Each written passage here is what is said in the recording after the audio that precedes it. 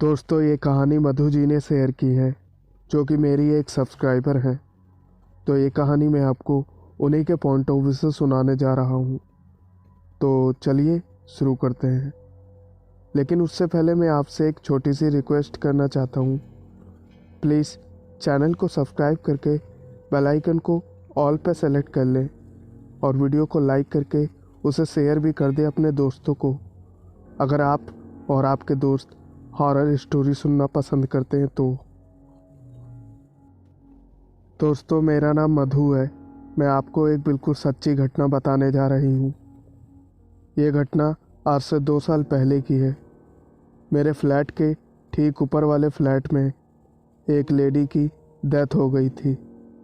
उनकी एज करीब 50 साल की थी। वो शादीशुदा नहीं थी। 5-6 सालों से वो पैरालिसिस के कारण बेड पर ही पड़ी रहती थी। जब उन आंटी की मौत हुई थी तब सर्दियों का समय चल रहा था। उनकी फैमिली पूजा पाठ में ज़्यादा विश्वास नहीं करती थी। बस किसी तरह काम चलाऊ आधा अधूरा क्रियाक्रम कराया। हमारे फ्लैट के जो गार्ड हैं वो एक नेपाली हैं और काफ़ी हिम्मत वाले हैं।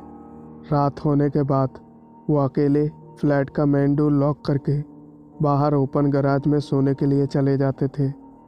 अब अचानक जब उस लेडी की डेथ हो गई, उसी दिन करीब रात के 1:50 पर उन्हें दीवार के साइड से किसी औरत की आवाज़ आई। दरवाज़ा खोलो, ऊपर जाना है। दरवाज़ा खोलो, ऊपर जाना है। तो उन्होंने दीवार के साइड में जाकर देखा, लेकिन वहाँ कोई नहीं था। फिर उन्होंने पूरा बिल्डिंग चारों तरफ से देखा तो उन्हें कोई भी नहीं मिला। हालांकि मैं ये नहीं कह सकती कि हमारे फ्लैट में कोई रात में नहीं आता था। कुछ लोग आते थे, जैसे एक अंकल थे। वो देर रात आते थे क्योंकि उनका एक डंपर चलता था। कभी कभी जब वो देर रात आते थे तो वो चौकीदार, क्या कहे तो वो गार्ड, उसको दरवाज़ा खोलना पड़ता था। लेकिन उस रात उन नेपाली अंकल के साथ काफ़ी अजीब हुआ था। उन्हें वो आवाज़ तो सुनाई दी थी, लेकिन उन्हें कोई दिखा नहीं। अब ये रोज़ का हो चुका था।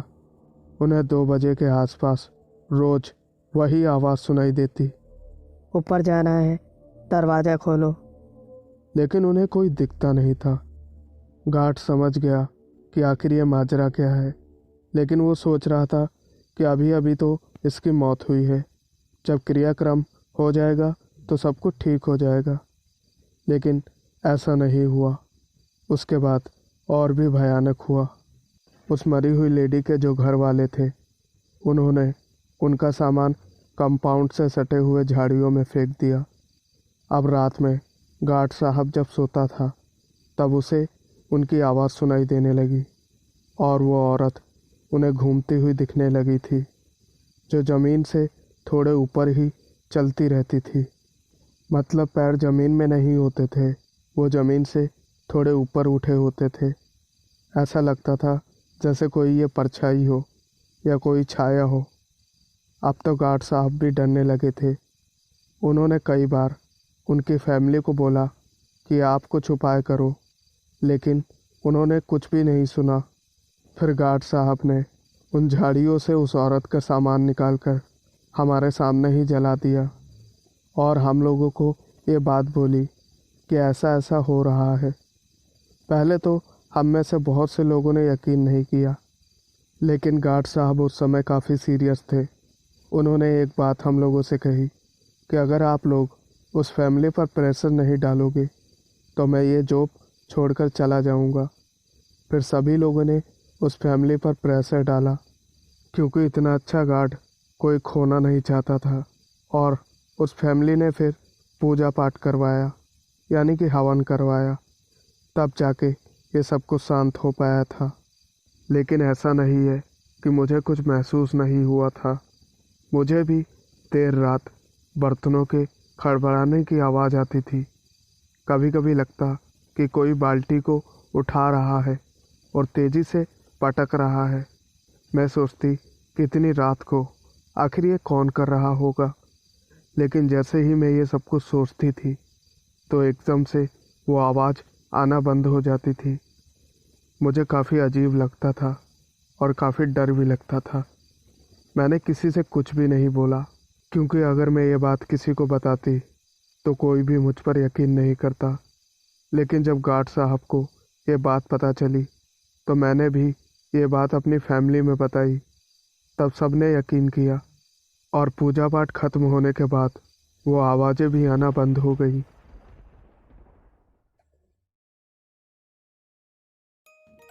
दोस्तों, मेरा नाम साहिन है। मैं आपको एक बिल्कुल सच्चा किस्सा बताने जा रही हूँ। ये बात करीब 6 साल पहले की है।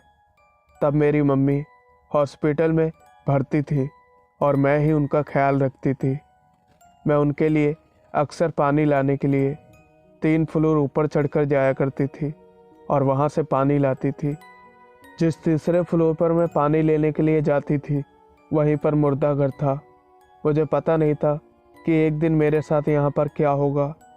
एक बार की बात है, मेरी मम्मी को प्यास लगी थी और मैं उनके लिए पानी लेने के लिए उसी तीसरे फ्लोर पर गई थी।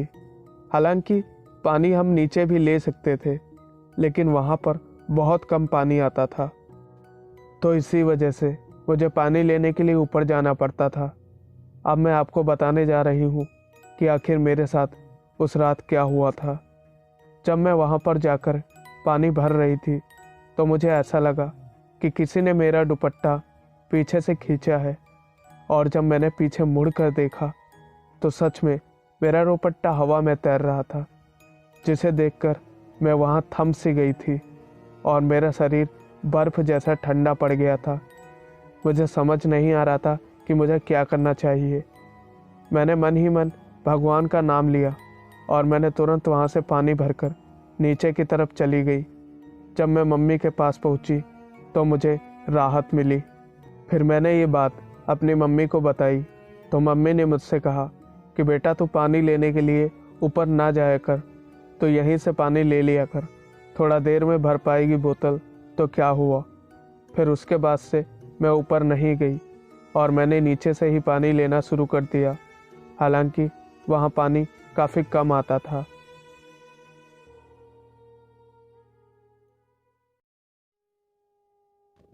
मैं ईरान में रहती हूँ।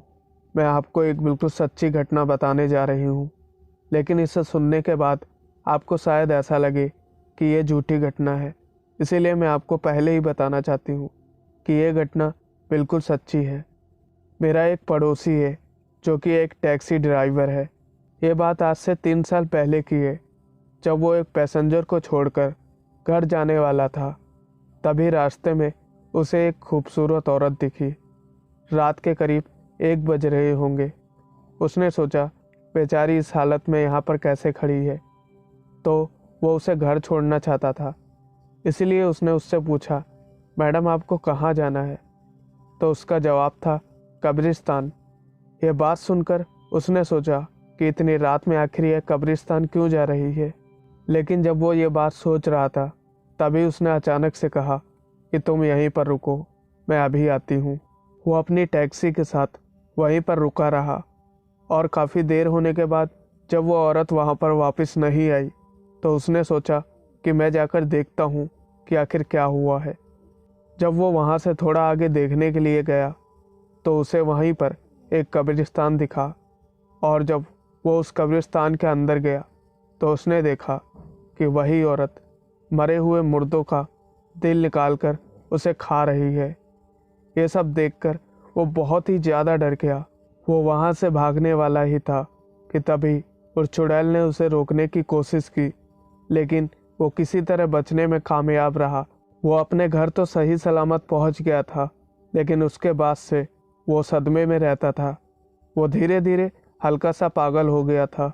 हर वक्त वो एक ही बात कहता रहता था कि वो औरत बहुत भयानक है, वो मुझे जान से मार डालेगी। लेकिन धीरे धीरे वो अपने आप से ही फिर ठीक होने लगा और वो अब बिल्कुल ठीक है।